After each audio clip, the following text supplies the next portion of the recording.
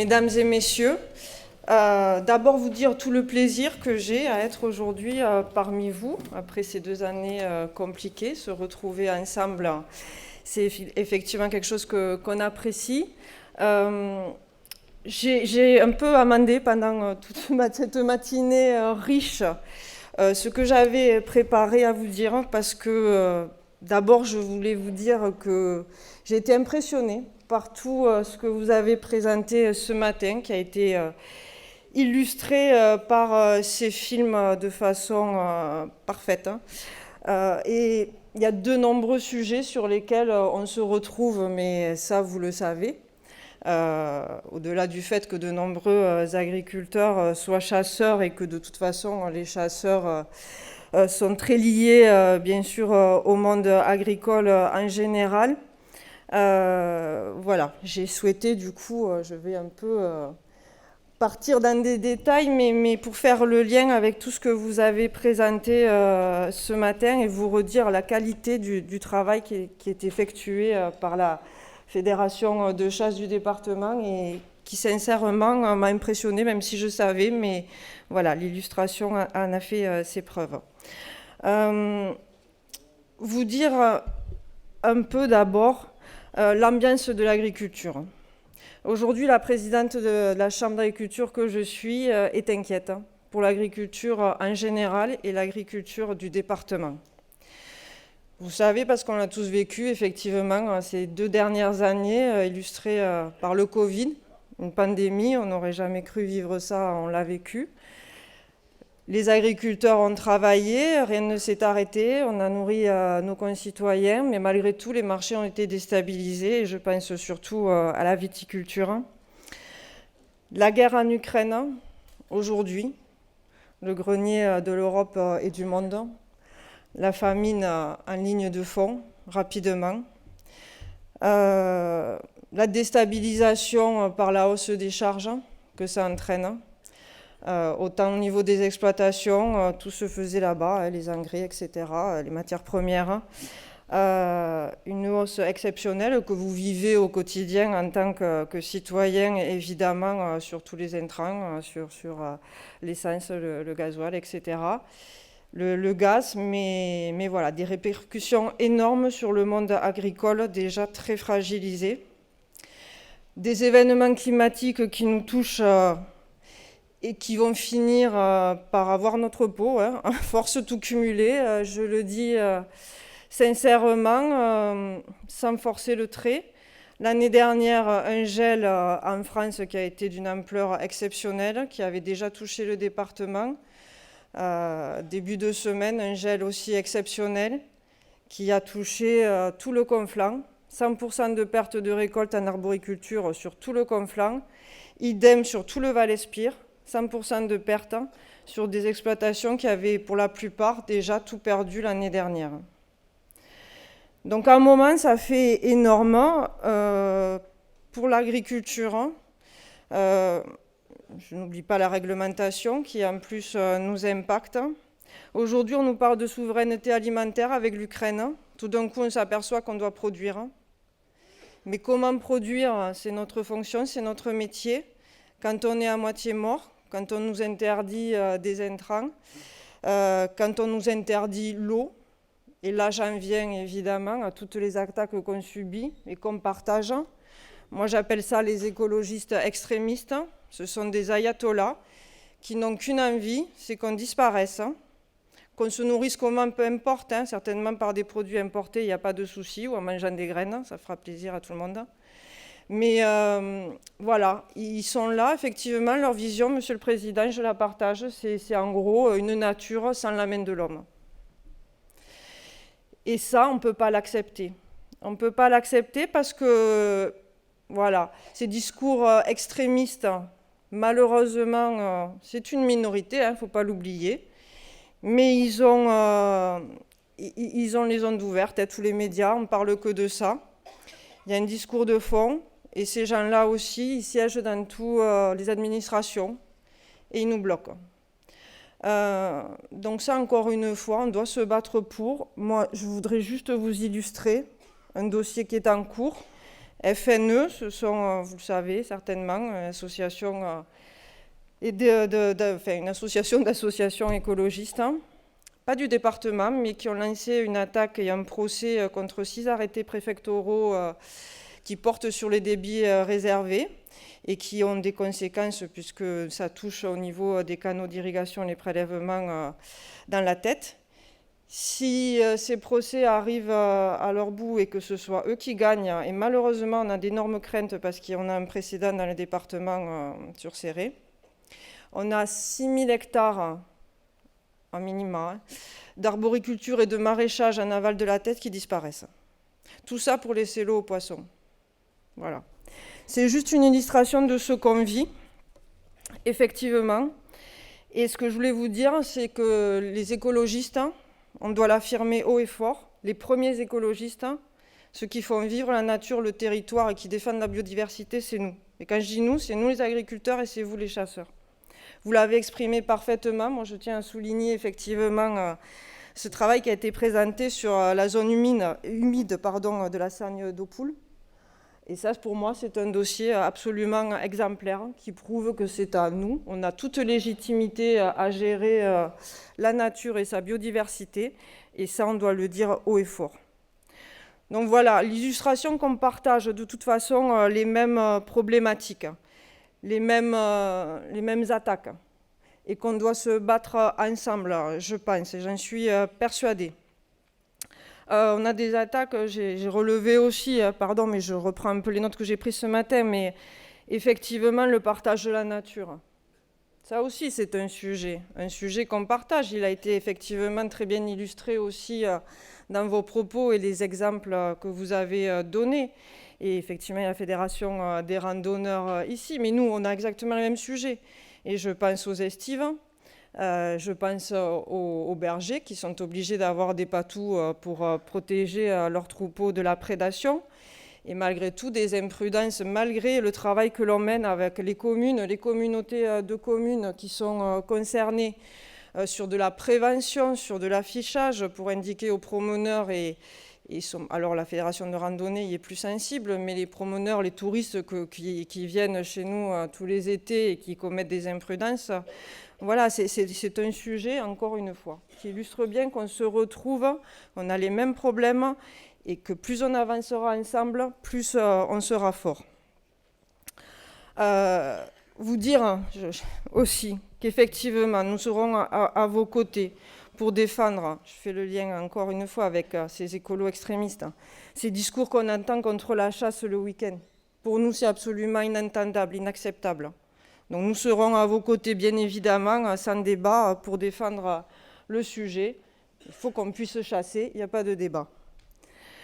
Voilà, une fois que j'ai posé un peu cette problématique, et voilà, je vais un peu évoquer effectivement les sujets sur lesquels on travaille ensemble, alors qui concernent bien entendu les dégâts, mais je voulais absolument vous brosser le portrait un petit peu et l'ambiance de l'agriculture aujourd'hui, pour que vous compreniez bien qu'effectivement, s'il y a des tensions par rapport aux dégâts de gibier sur les cultures, il y en a toujours eu des tensions, mais qu'effectivement, elles peuvent être exacerbées par les problématiques économiques que l'on subit aujourd'hui et qu'il faut l'entendre, il faut le comprendre, qu'évidemment, nous, Chambre d'agriculture, on défend les agriculteurs et on est très attentif à ce qui se passe au niveau de la chasse et des prélèvements, certes, mais j'ai bien entendu, vous m'avez déjà entendu le dire, et c'est dans ce sens qu'on travaille effectivement avec la Fédération de chasse. Et je reprends votre phrase, Monsieur le Président, c'est chacun doit remplir ses obligations. Évidemment, chasseurs, et ça on y est très attentif et certainement exigeant, bien entendu, au niveau de la Chambre d'agriculture, mais les agriculteurs aussi. J'entends bien le débat, on retrouve toujours un noyau d'agriculteurs qui chaque année déclarent les dégâts et profitent un peu de la fédération de chasse pour les indemniser et des ACA pour cela, puisque maintenant c'est de votre responsabilité. certes. Sachez que notre discours là-dessus, il a toujours été ferme, il continue, il passe par beaucoup de communication dans ce sens auprès de nos agriculteurs. Il est évident que la prévention, c'est la meilleure des choses. On incite les agriculteurs, bien sûr, à poser des clôtures, que ce soit des clôtures pérennes ou électriques, évidemment, avec le soutien de la fédération. Ça, on communique beaucoup sur le soutien de la fédération de chasse sur la pose des clôtures pérennes. On a aussi, et je le souligne, le soutien de PMM aussi sur ce sujet depuis cette année. Bien entendu, on communique dans ce sens, on incite et surtout à déclarer les dégâts dès les premiers signes en fait apparus et pas attendre. C'est quelque chose qu'il faut en permanence répéter auprès des agriculteurs, les alerter, ne pas attendre, et ça on y est très sensible, se rapprocher le plus tôt possible du président de l'ACA concerné pour faire remonter, et pas forcément directement au niveau de la fédération de chasse quand les dégâts sont trop importants. Donc ça, effectivement, sur tous ces dossiers qui posent aussi problème, on est là auprès du président et du directeur de votre fédération pour étudier les dossiers. Il est évident aussi qu'il y a des dossiers bien plus lourds. Et pour nous, il n'y a aucun intérêt, ni pour vous, ni pour nous, qu'il y ait des dossiers qui se retrouvent au tribunal, qui prennent des proportions qui seraient insoutenables, et pour vous, fédération de chasse, et pour les agriculteurs. Donc ça, il faut qu'on soit très vigilant et qu'on ait ce travail le plus possible en amont. C'est ce travail qu'on a fait avec la charte, qui date maintenant de 2017, qu'on a revu encore en 2021, qu'on a retravaillé, qu'on a souhaité intégrer ensemble, et on a travaillé avec les services de l'État dans le schéma départemental de la chasse. Et ça, on continue à communiquer et on va encore refaire là bientôt une communication dans ce sens. Alors, on a travaillé ensemble ce plan de chasse en essayant d'élargir au possible tous les modes de chasse, de les mettre à disposition, s'assurer qu'ils soient dans toutes les ACA mis en place, mis en œuvre, qu'il n'y ait pas de frein. Ça, on y est très sensible, et je sais, Monsieur le Président, que toi aussi. On a essayé d'élargir aussi les périodes de chasse. On a mis de façon expérimentale, on a classé des zones en nuisibles, des secteurs qui chaque année affichaient des dégâts importants et récurrents. Donc, on a fait ça sous forme un peu d'expérimentation, à valeur d'exemple. Et donc ça, on sera attentif, bien entendu, aux résultats, et pour voir et affiner à mesure chaque année. Mais c'est vraiment un travail, je pense, conjoint entre nous et votre fédération et les services de l'État. Et je pense qu'ils portent leurs fruits parce que, bon, voilà, vous l'avez constaté, ça vous a été présenté. C'est vrai que cette année, on a constaté une chute du nombre d'indemnisations. Donc ça veut dire qu'à un moment donné, le travail, il porte ses fruits. Il porte ses fruits, pourquoi ? Parce qu'effectivement, avec ce travail qu'on fait, mais aussi grâce à vous, grâce au travail que vous faites dans vos ACA, vos AICA. Et je tiens également, du coup, à remercier les louvetiers, encore une fois. J'ai l'occasion de le faire à chacune de leurs assemblées générales. Mais je tiens à redire ici, devant vous tous, qu'ils font un travail absolument admirable et qu'on compte toujours sur eux et qu'on sera là pour les soutenir, bien entendu. Alors, cette année est apparue, on a toujours les mêmes secteurs, un peu compliqués, surtout sur le sanglier. On retrouve toujours les mêmes zones, et puis une zone aussi compliquée à chasser pour vous. Et donc, ça, on en tient compte, mais je pense à la Salanque, où on s'est aperçu cette année, en 2021, que les sangliers avaient tout à coup une appétence particulière pour l'artichaut. On l'a découvert, mais voilà, je pense que oui, on l'a découvert, en tout cas à ce point. Ça paraissait incroyable, mais toujours est-il que voilà, c'est un dossier compliqué et que cette année, à nouveau, on reconstate des premiers dégâts. Donc là encore, on alerte, nous, nos agriculteurs, sur le fait de ne pas attendre une fin de campagne pour déclarer à la fédération des dégâts. Ça, c'est juste pas possible. Mais par contre aussi, on est très attentif du coup à accompagner d'autant plus nos agriculteurs, à se rapprocher de vous, des louvetiers, pour mettre en place le plus possible de chasse et de prélèvement. Un autre sujet qui concerne les cervidés, effectivement. Alors c'est un problème pour les Hauts-Cantons, évidemment. Les plans de chasse sont à la hausse et c'est une bonne chose pour nous. Mais voilà, encore une fois, il faut que les chasseurs s'impliquent au maximum pour les réaliser. On a une problématique également avec le grand corbeau. Alors là, c'est plutôt vers les services de l'État, mais effectivement, on a par rapport aux élevages porcins en plein air. Alors on a un développement de nos élevages porcins en plein air. Voilà, la filière porcine dans le département, elle n'était pas très importante, mais elle se développe. Et donc forcément, les problèmes aussi se développent. Alors sur nos agriculteurs, nos éleveurs, on nous impose énormément de normes, de protection, de biosécurité, etc. Mais les attaques subies par le grand corbeau, alors certes c'est une espèce protégée, mais malgré tout on interpelle les services de l'État, il faut à un moment donné une régulation, parce que ça crée un risque sanitaire important sur nos éleveurs. Voilà, donc en gros, un peu tout ce que je voulais vous dire. Revenir sur un petit mot par rapport à la pétition là, que tu as évoquée au niveau du Sénat. Je pense qu'on est concernés, nous aussi, agriculteurs. Je pense l'avoir assez illustré en introduction. Donc, effectivement, je pense que ce serait bien qu'on puisse le relayer, nous aussi, auprès de nos ressortissants. Donc, voilà, on ferait passer le lien et on fera en sorte qu'on soit le plus possible à répondre à cette pétition pour que le Sénat ensuite puisse enclencher des choses. Voilà, j'espère pas être trop longue, avoir évoqué tous les sujets que je le souhaitais. Voilà, vous avez bien compris le contexte. Vous avez bien compris aussi que les conflits, je le sais, il y a des tensions agriculteurs, chasseurs parfois, qui sont certainement justifiées, autant d'un côté que de l'autre, mais qu'on fait ce travail quand même, qui est un travail, j'allais dire quasi au quotidien. C'est pas, voilà, entre la fédération et la chambre d'agriculture, pour faire en sorte qu'on avance au mieux ensemble, qu'on apaise les tensions, que chacun comprenne les problématiques de l'autre. Et ça, c'est important parce que voilà, on enlèvera les tensions que si on comprend vraiment les sujets et que voilà, on axe tout sur cette prévention, ce travail en amont au maximum. Et par contre, évidemment qu'on est attentif, on protège nos agriculteurs parce que quand même, la plupart jouent le jeu et même certains, vous le savez, beaucoup, quand les dégâts sont supportables, ils ne déclarent pas les dégâts. Donc chacun joue son rôle et on est très attentif à ce que chacun le tienne aussi.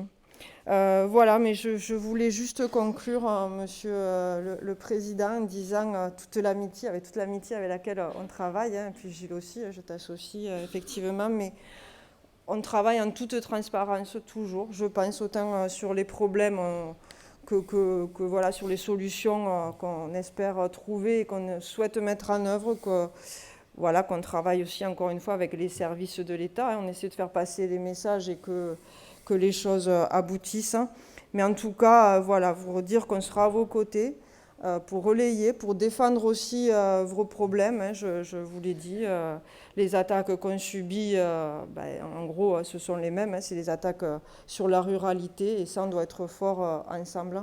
Et donc, voilà, je tiens à vous remercier tous pour le travail qui est mené et vous réaffirmer que la Chambre d'agriculture sera à vos côtés pour trouver des solutions, être constructifs. Merci à tous.